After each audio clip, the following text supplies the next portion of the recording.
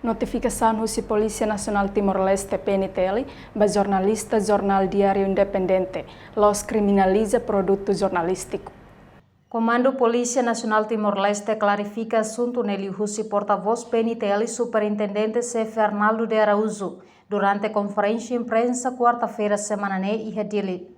Tuir Comando Geral PNTL notificação ne bem ona, ba cidadão sira atau clarifica de informação laos criminaliza. Bona notificação ba jornalista independente.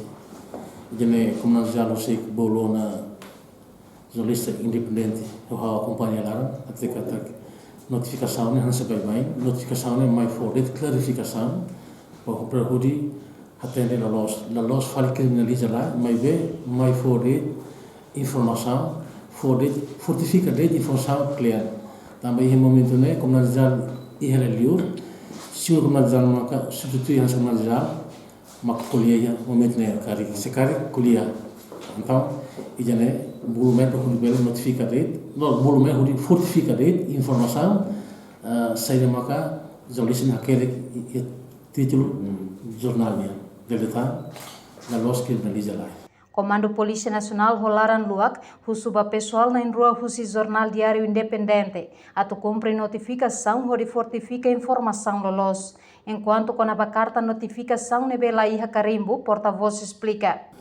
Ijene house jog beldia ne crime la crime ijene ahone han sosai com nanza hatete no ba jornalista ne den kata ne los crime mai fode declaração fortifica de declaração sai maka bote maka kertiona kuna zata dikata na realidade não é doni los doni negala sai doni informação hansene doni sim quando pa carimbo né comandante de investigação em momento né nia bate e los palos delega polícia comandante maka nia visi maka asina tamba regas visi la tau carimbo visi con asina né visi la tau carimbo so comandante bela asina.